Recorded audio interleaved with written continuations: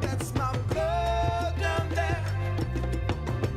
Oh, in Mother Africa, my blood down there. It's my blood down there. Oh, yes, it is now. That's my blood down there. Oh, well, just turn your head to Haiti. Please keep the people strong. Just please go down to Haiti. Hear my brother's freedom song.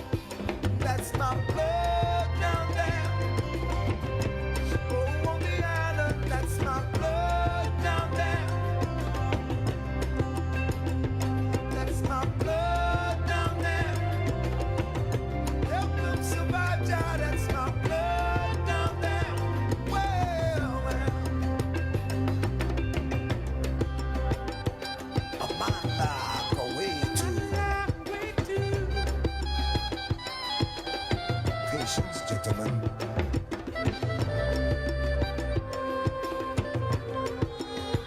My ooh, yeah.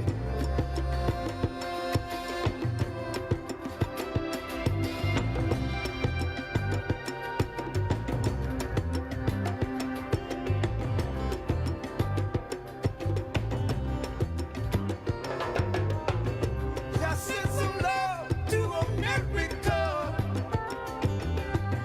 For every woman, child, and man. Send some justice to America. Free the blood of the land.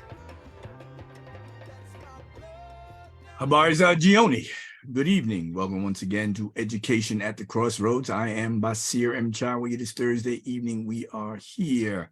This evening, we want to do two things. First, we want to talk about Cop City. Many of you may have heard about Cop City in Atlanta, Georgia, the Peach City in the Peach State, I suppose, or whatever. People talk about it as a black-led, black-run city, but of course there appear to be contradictions. And one of the major contradictions is Cop City. So we're going to start out talking about that. And I've got three guests from the ATL who are here with us, and we're going to be talking about that. Then we want to shift and we want to talk to Chief Baba Neil Clark, who was the percussionist, one of the percussionists for Baba Harry Belafonte, and I know he's got many things to share with us in regards to Baba Harry Belafonte, who he is, who he was, what he means to us from a very personal perspective. So that's what we're going to be doing today. With me this evening, we've got three guests from the ATL. As I said, we've got Brother Kalanji Changa, who I think you got another name. I think you've got three, brother. Oh yeah, Kalanji Jamachanga. Jamachanga, okay. Yes, sir. Yes, sir. Got to put the family piece in there in the middle. Yes, sir. Yes, sir. All right. We also are joined by Brother Tunde Osazua, and we're joined by Sister Abel Mabel Thomas. Sister Abel Mabel, I think she's here with us finally. She's muted. Sister Abel Mabel, you got your camera?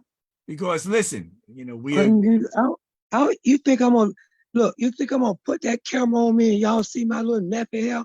I know y'all all y'all hair might look nappy, but mine ain't. No, I'm gonna put on. No, really. I'll put the camera on in a minute. I want to put some lipstick on. I'll put it on in a minute. Okay. All right. Yes, ma'am. Yes, ma'am. Sister Abel Mabel from the ATL. Indeed. So we're going to be talking, as I said, about Cop City. There's, of course, a lot of things that we can literally talk about, and this is one of them. We have to mention also, we've been dealing with the ascensions, I guess we have to say, of a number of brothers and sisters. You know, it's a constant thing that happens, but many of us were at the funeral of Baba Kwame Brathwaite on Monday, this past Monday. We got the news that Brother Alton Maddox, the attorney at war, has also made his transition and joined the ancestors. So this is a constant thing. Brother Alton Maddox's services will be, as I understand, on Sunday and Monday. On Monday, we're talking about Abyssinian Baptist Church in Harlem from, I believe, beginning at 11 a.m. And I think that there's going to be a viewing on Sunday at a funeral home. I don't have the exact location yet in regards to that, but we don't want to tarry too long because we want to talk about Cop City. First, I just want to put to you here in our conversation circle here, what exactly is Cop City? Because there may be some people in New York and in the listening audience who are not familiar with it. Before we do that, let me just also say, many of you are listening terrestrial radio. We are also at WBAI.org, and we are streaming live on Facebook at Education at the Crossroads. You can go to the Education at the Crossroads page, and you can literally see us on the radio. So, what is Cop City? Who wants to jump in regards to that? Kalanje or Tunde, you're up first. We'll let Tunde, the youngster in the crowd, set it off first. Okay, great. So peace, y'all. So Cop City, right? The Atlanta city government has leased 381 acres of forest land to the Atlanta Police Foundation, which is a shady organization that all these Fortune 500 companies or corporations use to funnel money to police. And so through this Cop City project, the foundation plans to spend tens of millions of dollars. Some have said $90 million, some like 70 something, 85, like the number keeps shifting, but at least 33.5 of those millions will come from taxpayers. And the rest, they're saying, will come from those corporations to build the largest police training facility in the country, right? So it'll have a landing pad for a Black Hawk helicopter, mock cities to practice urban warfare and crowd control. And the shooting range is also going to have places to detonate explosive devices, as well as, mock bars, restaurants, and places to live. And so to us, it sounds a lot like a playground for the police. And, we understand that this Cop City will be used to train and subdue popular uprisings. It'll be used to learn tactics and strategies to stop future movements against police violence, right? And so to us, Cop City is nothing more than an instrument of war against poor and working people, Black folks in Atlanta, right? Because, it will, impact the mostly Black working class neighborhoods around the construction, right? And this area is surrounded by other jails. The streets in this area flood from too little green space, and they already hear gunshots at all hours from a police shooting range that has been there for years, not to mention the more that they plan to build. So the project will continue to militarize the police and urban warfare tactics to further control, colonize, incarcerate, and terrorize the working class African Black folks in Atlanta. And so, obviously, neighbors in the area reject the project, and we do as well. Mm-hmm. Kalanje, what's happening? What do you see in terms of this Cop City? What is it? What does it mean? Yeah, as Tunde pointed out, we see it as a paramilitary training ground. It's where occupied forces, traditionally known as police, receive instruction and preparedness on domestic urban warfare. And I think that as we know here in Atlanta for the past 31 years, you've had foreign troops such as the relationship between the Israeli police force and the Atlanta police known as Ghillie, which has a office on the Georgia State University campus. Ghillie is the Georgia International Law Enforcement Exchange. So we expect that it's already, we call it Cop City. I want to point out, to what Tunde was saying, it is a situation that's being built on 85 acres of that land, which is a former slave plantation turned city prison farm. And it's been, it was a prison farm for close to 70 years, from about 1920 to 1990. And they had all types of different, horrible conditions. It is, a terrible reminder of chattel slavery. We have to remember that here in here in Georgia, there are 183 jails in 159 counties. The jail population alone is 45,340 quote unquote inmates. That's not including the 34 prisons, state and private prisons here in Georgia, which house about 54,000, close to 55,000 individuals. Those numbers rival Georgia antebellum slavery. You know, so we're talking about over 90,000 quote unquote inmates just in the state of Georgia. So aside from it being quote unquote cop city, we see it as an extension of the police state, which is also an extension of the military industrial quote unquote complex, which exists throughout the world, you know, with these 900 plus military bases. So cop city is, it is, as Gil Scott Heron would say, it ain't no new thing.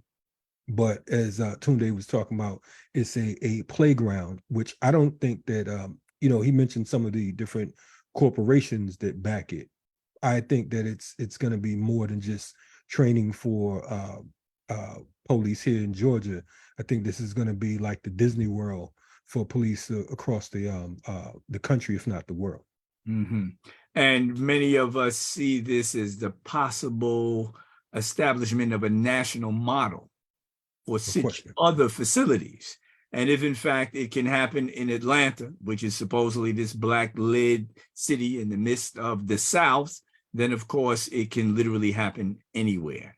And in terms of it happening, where did this originate? How does this happen? Because I don't think it's been on any ballot.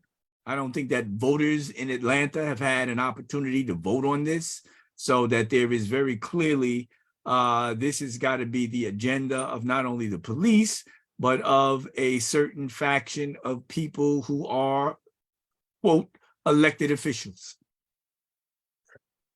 I mean, well, we look at what is the purpose of the police anyway, right? The purpose of the police is to protect and defend the corporation. The United States is a corporation. Thus, we have a number of different dozens of corporations backing this particular program.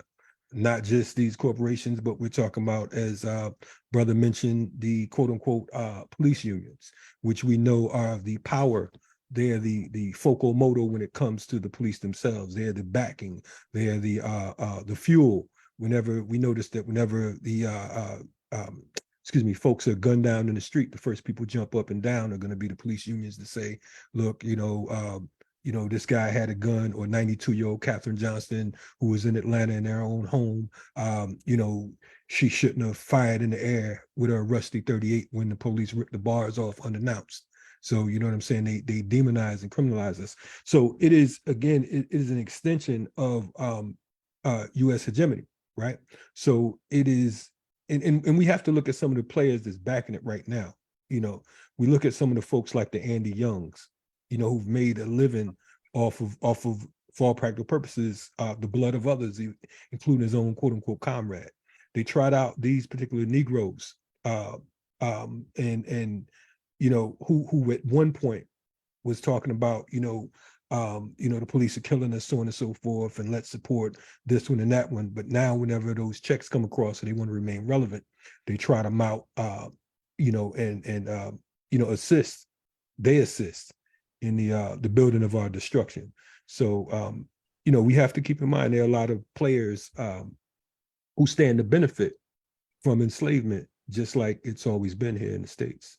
Mm-hmm. Sister Abel Mabel, you turned your camera on. What's happening? Where are you at? You got to unmute yourself so you can get in the conversation here. You know, we're dealing with this technology here, of course. You know, people, as I tell people all the time, you got to unmute yourself. There you go. I think you're unmuted. There you go. Okay. All right. So what I want to say is that if it wasn't for Brother Kalonji, I wouldn't be on this phone, because I've been trying to avoid the issue myself. And I'm telling you that most of the political people are trying to avoid the issue altogether. Some of them, the new council members, were not there when the actual vote was taken. But still, at least 6, 7 of them was there. and they're trying to stick with their position. And the mayor obviously was a city council person before he was the mayor, and subsequently he had already, I guess, gone on record. But the other thing I want y'all to know is that DeKalb County should be held accountable too, because they're DeKalb County Commission. They got the heat being put on Atlanta, but they could have stopped the zoning piece a week and a half ago when it came before them. So the DeKalb County Commission is voting yes, yes, yes, and so it seems as if they think they're getting away with it because the people have not been put pressure on the DeKalb County Commissioner that has obviously Mike Thurman as the chair, a black man as the chair who used to be a state representative, labor commissioner, as well as over the school system in DeKalb. So, but they're being under the cover around this thing.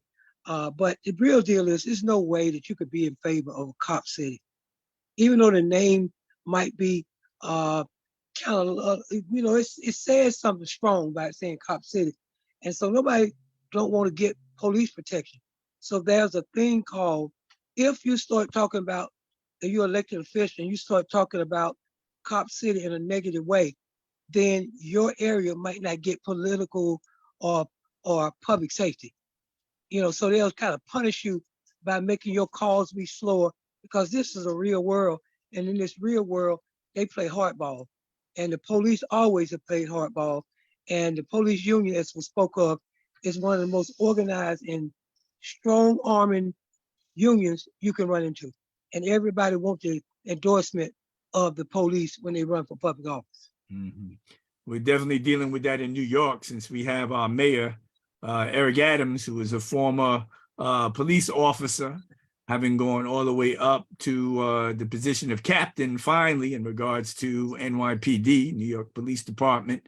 And in terms of his agenda, we see it as being very clearly a very police-friendly agenda, which in many instances, when it's police-friendly, that does not necessarily actually go ahead and become community-friendly, because obviously, based upon what has happened in regards to the institutionalization of police and law enforcement, I mean, this is something that, as many of us know and talk about all the time, that the origins, the first actually organized law enforcement in the United States are slave patrols.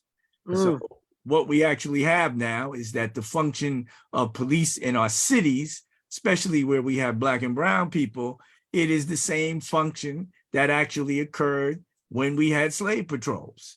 So, this is something that, first of all, number one, we have to educate our community about, but we have to be ready to resist in many particular kinds of ways. Brother Tunde, well, let me just say this. I mean, aside from the fact that we have this issue in terms of police as an institution, in terms of Cop City, there's also an environmental issue here.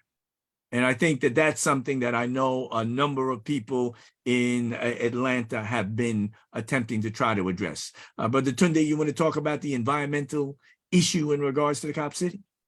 Sure. So, there's been, this is an issue that kind of brings together, that topic of police violence with, climate catastrophe, which is what, it seems like we might be moving towards. And because Cop City will be built in an area known as Waylani Forest, or the South River Forest, which is by some accounts the largest urban forest in the country, right?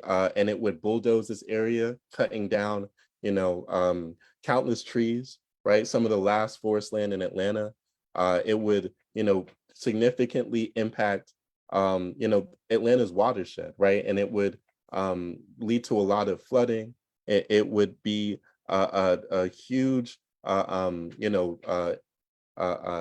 would have just a huge impact on the surrounding neighborhoods that already, are dealing with a lot of flooding, a lot of challenges in terms of, overheating. And so with this forest, it cools down the area a good bit.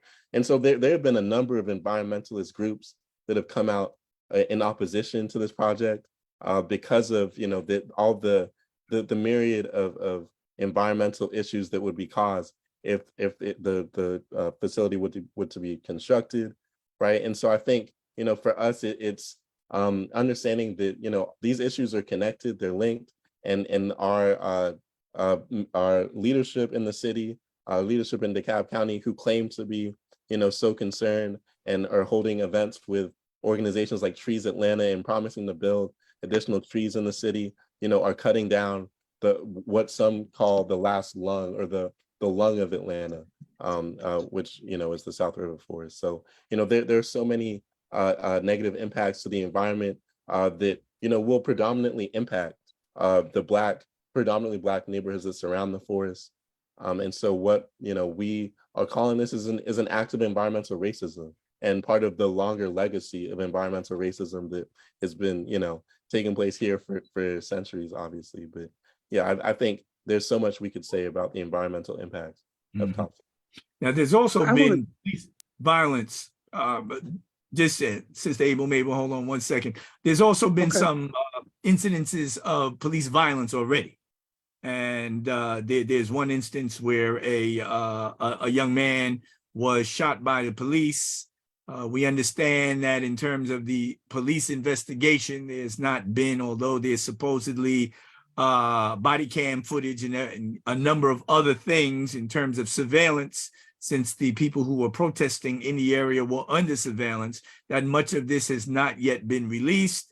And there are some contradictory kinds of facts regarding the murder of this young man. Can any of you address that? Well, Well- all I know is if you see a guy named Attorney Brian Spears at a press conference, 95% to 100%, he's on the right side of history. He's a long-term civil rights lawyer. I've been knowing his family for a great many years, like 30 years at least. When I first got into politics, his family supported me. And when I looked on the YouTube and saw him, I said, "Oh my God, they done did something bad," because he don't take no jive cases. He's real factual. And when I saw him, I said, "Oh my goodness." So I knew it was a serious case, and there had been missteps already. And like you said, first they said there was no gunpowder or anything on the guy's hands or whatever. And now they talk about, oh yes, it is now. So I'm like, come on, baby, how long did it take for y'all to cover that up? The bottom line is, State Patrol ain't used to being in these urban areas like this, and they overreacted, messed around and killed the man, and now they got to do a cover up. But then, who want to fight the power of the state? That's what's going on. They don't really want to fight the power of the state, because the power of the state is a lot. You know, you're talking about trillions and trillions of money that they will put forth to try to cover their State Patrol guys. Just gave them a raise, so they basically love their State Patrol guys and their state police. And so it's probably a cover up, but it's going to take some legislative leaders at the state level to speak up. And not so far, I left a year and a half ago, so I'm not there. But it needs to take some state leader the courage to call for an alternate investigation, or some other words they need to use. The best people to do it would be the Georgia Legislative Black Caucus. They're the largest caucus in the United States of America. This could be their line in the sand. But to be honest with you, people don't want to get their ass kicked. They don't want their behind kicked. So they just like stand back, hoping somebody else do it, hoping it go over, hoping it's this. We need some Black leadership at the state level right now. Brother Kalonji. Yeah, I mean, calling it what it is, this individual was brutally murdered. You know, shot 57 times. You know, they fired pepper balls into the tent, into the encampment, and they claimed that the young activists shot at them and shot a police officer. There's been no evidence of that. In fact, I question if it was friendly fire that hit the officer, or if they just took a gun and shot themselves. I don't believe that 57 gunshots to the head, to the torso, to the hands and legs. They say this individual was sitting in a peaceful cross-leg, hands raised position. You know, knowing the history of policing in the United States, knowing the history of policing here in Atlanta.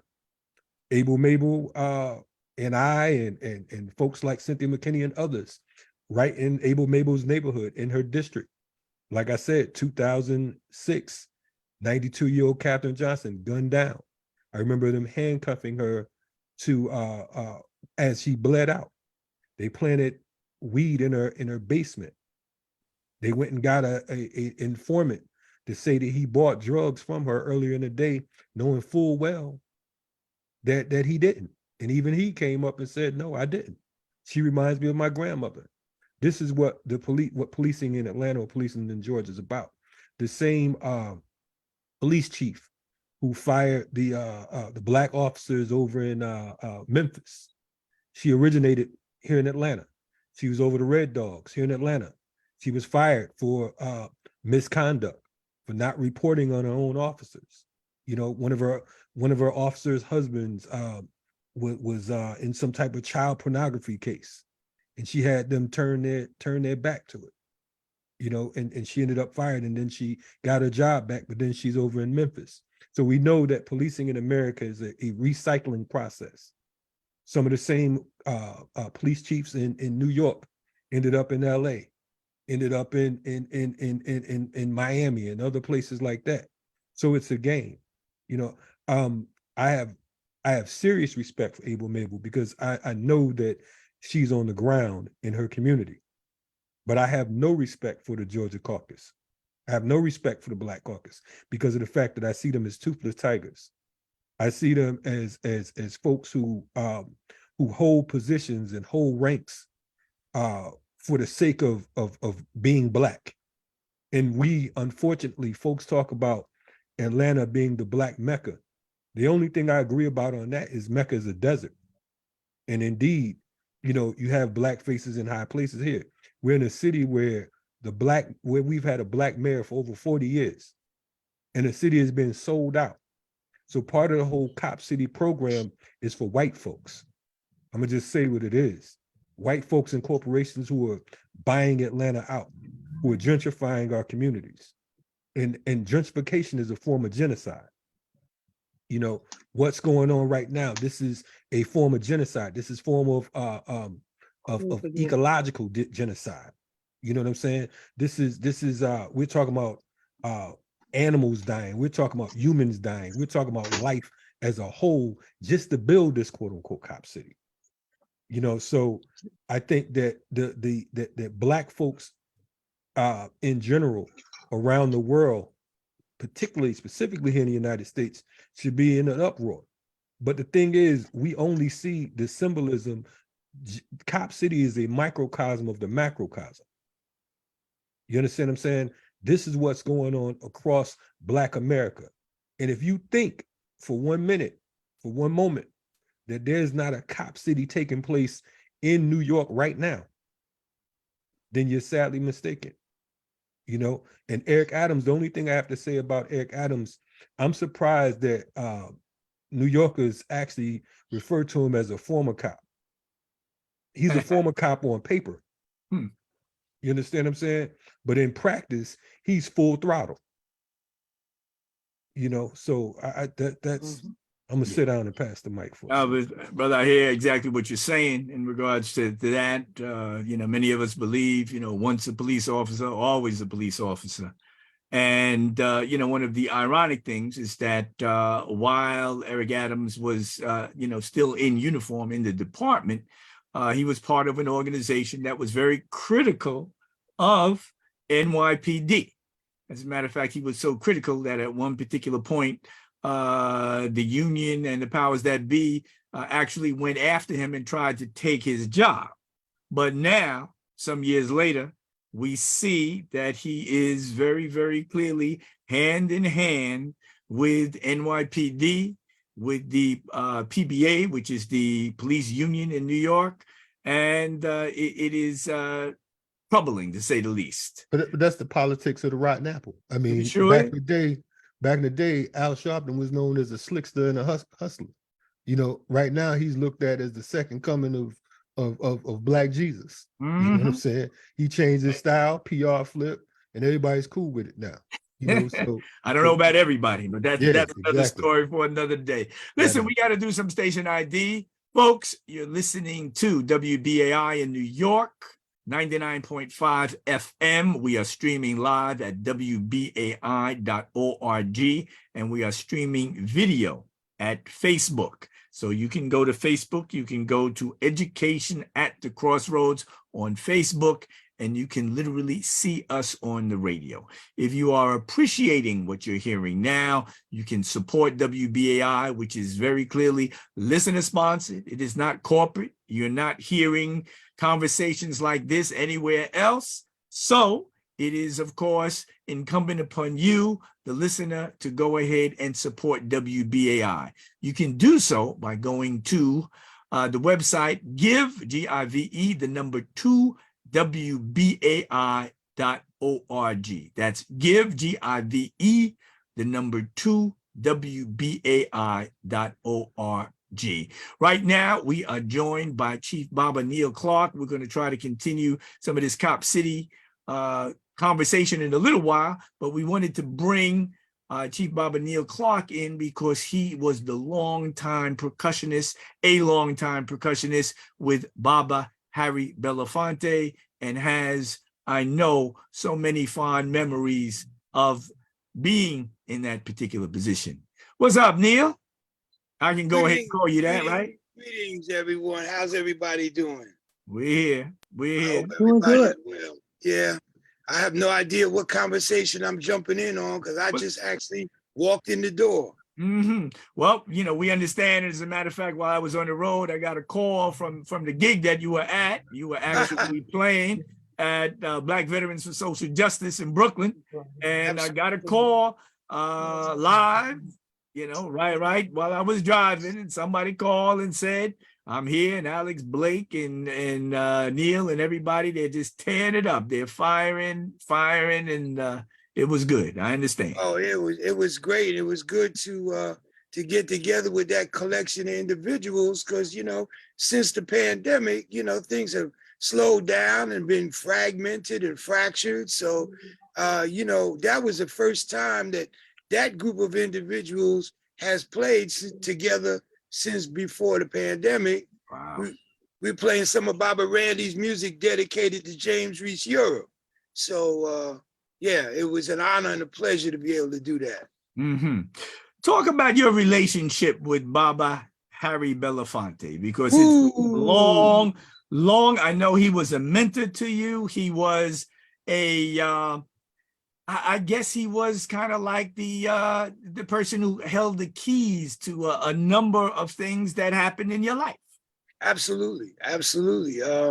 I would not be the musician, the man, the person that I am if not for Baba Harry Belafonte. I started with him when I was 28 years old, and I toured the world with him for 15 years. So, I mean, and he plucked me out of what I thought was the norm and showed me the world for what it was beyond anything that I could have imagined. You know, you and I both know that prior to that, I had played with Pharaoh, I had played with Norman Connors, I had played with a bunch of people, but Baba Harry taught me what it meant to be an artivist or an activist artist, or how to put one's artistry at the service of something bigger than oneself, bigger than the black and white dynamic that this country forces us to view and exist within. He showed me what it meant to be a human being and how to live in the world as a human being, of which the the dynamics that we have to deal with in terms of white supremacy in this country that is purposely contextualized in terms of black and white, man's humanity against man was what he was talking about. My first year with him, I'm a son of Bed-Stuy. I toured the country and toured the world as a quote unquote jazz musician. And my first tour with him, I first found myself in the gas chambers in Dachau in Germany. And that really brought things to a whole nother level of understanding for me, just in terms of humanity and man's inhumanity towards man, be it black and white, be it white and red, be it, white and yellow, be it whatever it is, man's inhumanity. And, it was because of Chief Bey that I was moved into Baba Harry's sphere of influence. But I have to say that Chief Bey, Harry Belafonte, and Randy Weston, each in their own time, because Bey was my mentor for 30 years. I had tenure with Harry Belafonte for 15 years, and I had tenure with Randy Weston for 30 years. And they each in their own time spoke to me about Paul Robeson. Mm. They each spoke to me about an artist's responsibility to use their platform to speak for people who do not have a platform. And that was a context, even with me being in the influence of Baba Jitu and the East and being aware, I was an activist in school. That took me to a whole nother level of understanding about who I am, what I'm doing in the world, and the responsibilities that I have because of the gifts and the opportunities and the blessings that I've gotten. So, and I walk that road today because of the influences of Harry Belafonte. Mm-hmm. And now, one of the things that I remember most about Harry Belafonte, aside from all of his work, is that he was very instrumental in bringing African music into the mainstream. Absolutely. His relationship with Miriam Makeba, Leonard Mbulu, Hugh Masekela. Yes, I sir. mean, these were things that he didn't necessarily have to do where he was, but he clearly understood the importance of this music. And he went ahead and championed it, on a regular basis. Yeah, well, it's also important. It wasn't just about the music. A lot of people are not aware of the fact that Harry Belafonte took John Lewis and a bunch of activists from Memphis to Guinea during that time. And it's very, so I didn't really realize that until I saw his film, and I was like, wait a minute, because I had worked with him. I did work with Miriam. I did work with Letta. I did work with Hugh. I was aware of those relationships and Baba Harry's influence and impact on that. But there was a point at which we were in Holland, and I was playing the djembe. I had that djembe solo feature in the show the whole time that I was performing with him. And we came off stage, and there were two brothers from Guinea waiting in the wings. They proceeded to do a drum salute to him backstage. And it turned out that these brothers were some of the founders of Ballet Joliba in Guinea, and Alpha Kamara was a child when Baba Harry was in Guinea, and he had been injured, and Baba Harry saw to it that he got the medical attention that saved his life. And he went on and, so there's so many currents underneath who we see, the layers and the textures and the nuances of who we know Harry Belafonte to be as the activist, as the artivist. There's so much to that, man. And I just consider myself blessed to have, had the intimate relationship that I had with him over the years, so that I could see those subtle nuances, those subtle, layers, and see it in action, not read about it, not hear about it, but to see it in action. And to touch the man, to talk with, we used to sit and talk about Toussaint Louverture. We went to Cuba when Americans are not supposed to be in Cuba. I mean, wow. I could go on and on and on and on and on. So I'm going to let you ask the questions, because I could talk about it forever. Listen, man, we're going to save this, conversation or whatever. WBAI is going to do a tribute to Harry Belafonte. And I'm going to try to make sure that you're a part of that particular tribute based upon your intimate relationship with Baba Harry, because I think that's important, because there'll be a lot of people who will be talking about him from an outside perspective, let's say.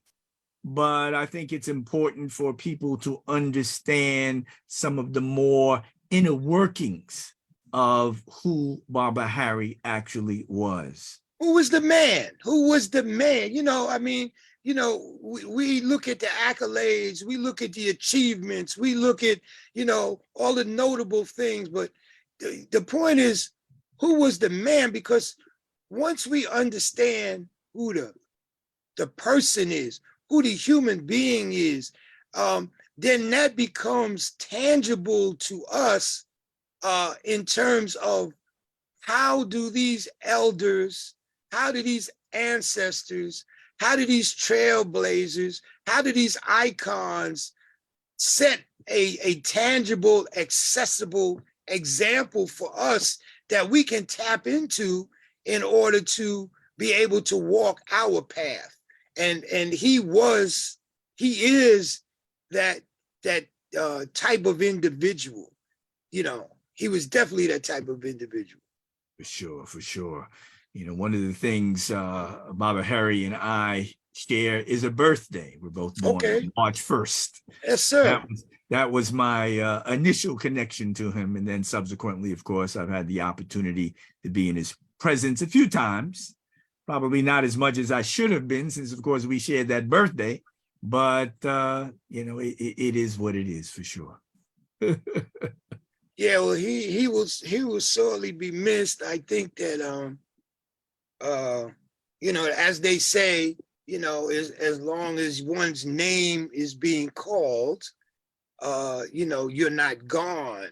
And, the same way that I will say about Baba Randy Weston, as we go forward, as long as we pay attention, then he continues to teach us. Same thing with, Baba Harry Belafonte. As long as we pay attention, he will continue to teach us. He will continue to guide us.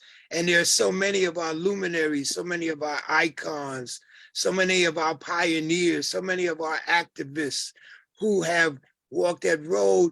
And we look at the achievements without necessarily looking at the human being, without necessarily looking at the person. And that is really where the inspiration comes from.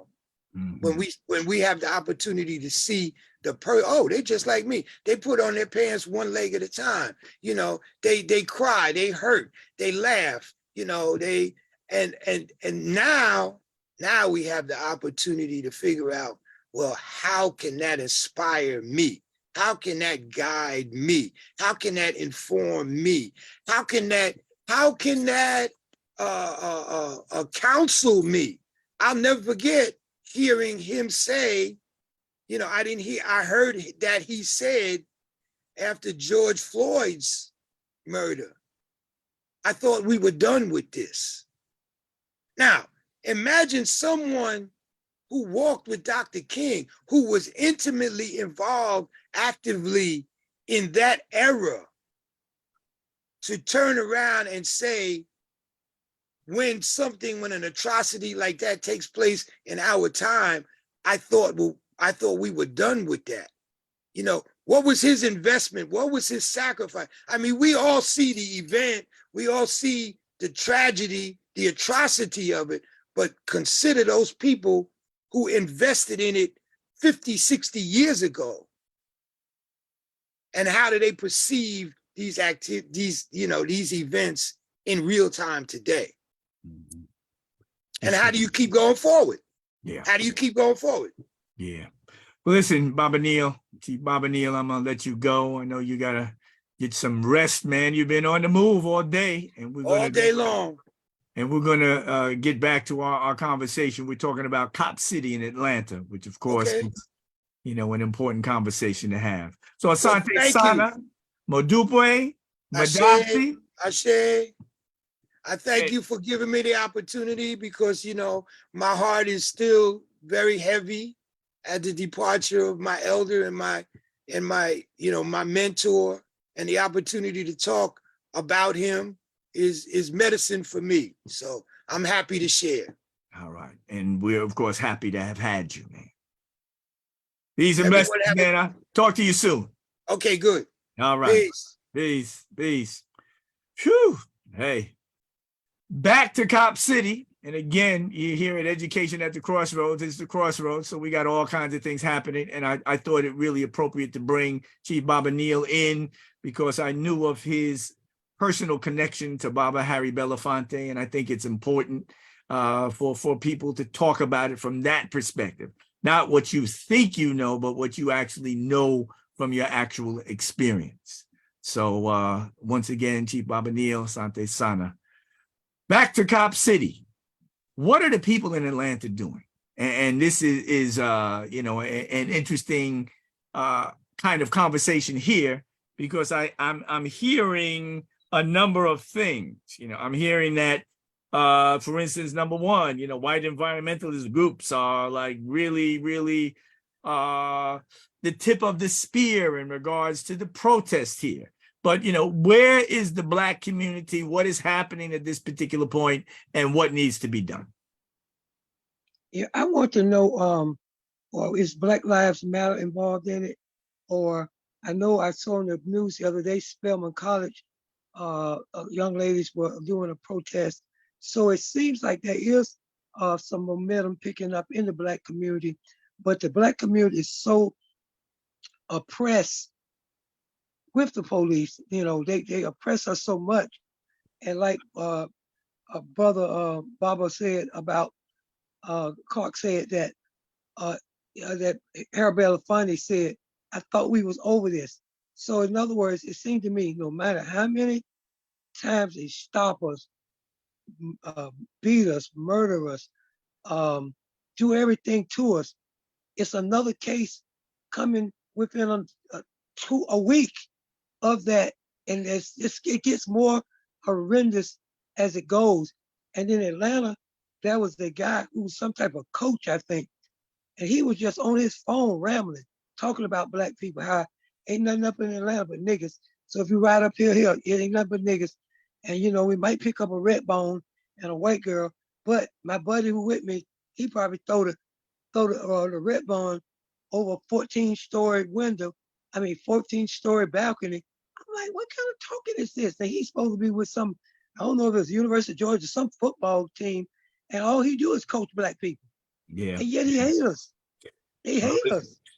Hey, So, that's one of the ironies in regards to the I guess we have to say the mental illness, the schizophrenia, which is white supremacy. And that's another show that we have to go ahead and do.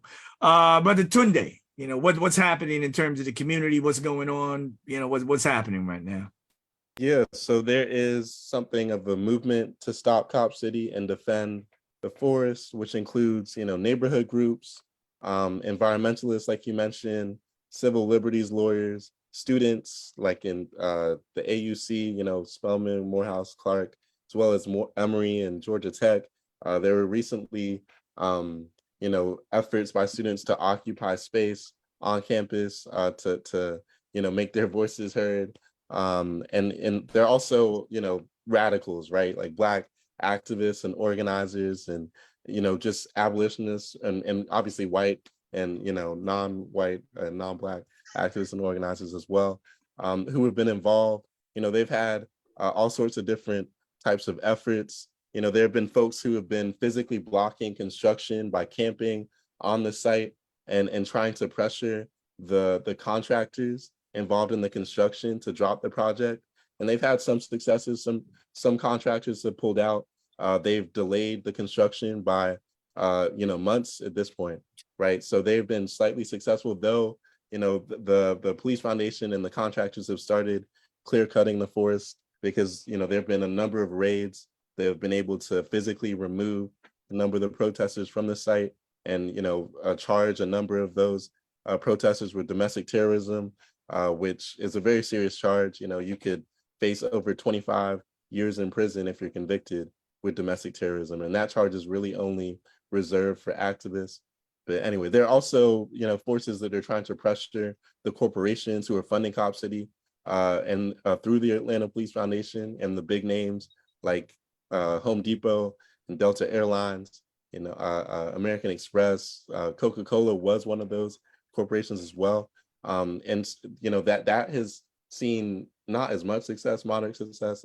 They got Coca-Cola to try and pull out of the project, even though they still are on the Atlanta Police Foundation. So it's not a huge win. But they're also pressuring institutions like the universities who are affiliated with the foundation to cut ties. And then finally, you mentioned the communities, right? Like the Black communities that live around the forest. So there are some efforts to organize those communities in Atlanta to challenge the legitimacy of the city government and force the officials to drop the project. But as Councilman Abel Mabel or House of Representative Abel Mabel spoke to, a lot of the Black communities are fatigued, I think, tired. There's constantly police shooting, police murder taking place. There's constant repression and oppression here. And so, that is a weakness in a sense of the movement, in the sense that, there hasn't been as much involvement by those in a lot of the Black communities and in some of the protests and the actions against the project. Mm-hmm. But then one Brother thing, Kalonji, listen, Sister Abel, maybe I want to get Brother Kalonji, and we only got 2 minutes left. That's what happened, at the crossroads here. We need more time because that hour goes so quickly. Okay. Kalonji. Man, as Tunde so eloquently pointed out, it's business as usual. It's repression as usual. Not only the Cop City situation going on, police running amok. We're talking about everything from city to county jails. There's a case down here right now with our brother LaShawn Thompson. He was a young man who was arrested on a misdemeanor and was found unresponsive in his cell. The cell was so filthy that he was eaten alive by bed bugs. So that's one of the things that's going on right now here in Atlanta. So it is, there's always something. There's so many different fronts. And along with it, there are individuals who are planning beyond Cop City, because as we know, the police state is going to exist with or without Cop City. So whether they have a $90 million or $100 million project, it's still going to be billions of dollars. Slavery, folks talk about the new Jim Crow. There is no new Jim Crow. It's business as usual. Everything's been remixed. They make it more palatable for us, make it more appealing, and we're going to keep on fighting the fight until we can't fight no more. I want to, before we end, remind folks that today also marks the 51st year anniversary of the death of our brother Kwame Osagyefo. You know what I'm saying? So we want to remember Kwame Nkrumah today as well, while we stand up and continue to resist and build towards a united Africa. Ashe. Listen, folks, we got to go. We're out of here. We never have enough time at the crossroads, but we'll see what we can do. Next week, I'll be off. I got to do some graduation duties. I got people in my family graduating, so I got to go ahead and do that next Thursday, but we'll be back soon. And this is a conversation that we need to continue, one about Cop City and really talking about the institution of policing in the United States and the fact that it cannot be reformed. It can only be reimagined. And that's what we have to begin to see if we can do. You've been listening to Education at the Crossroads. My name is Basir Mchawi. We'll be back with you in 2 weeks, hopefully. Peace. Love y'all. Peace. Yes, peace, peace.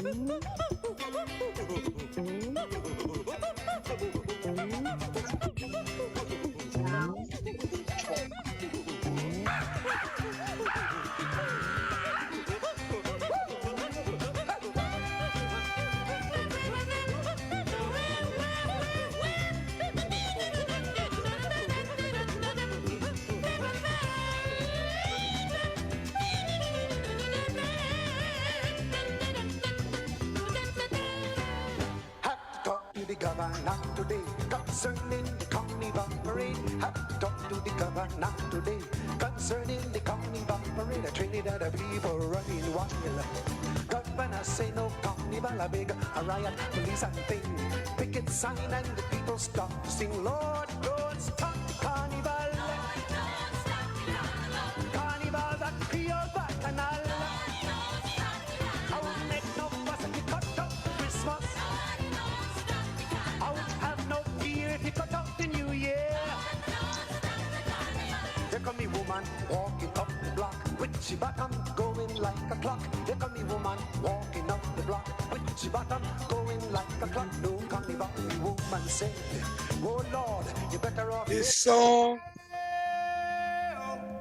that song ended the show 99% of the time. I hear you. Don't stop the carnival. That's why I had it there. Listen, signing off. Ladies and Peace and gentlemen, blessings to y'all. on Friday, Hey. April Wait, 28th, Tunde, I would like to 2023 talk at to you. midnight, the award-winning Yeah. Midnight Ravers Let's talk. will Tunde, can you rebroadcast get our my number? 4-hour special, The Yeah. Soul of a Man. Listen, A I'll give tribute it to the him. We gotta legendary go. Harry Belafonte. We gotta go. Peace. Love y'all. This is in memory Be All of safe. right. Love the you too. actor, Peace. Thank you, producer, son. and civil rights Yes. activist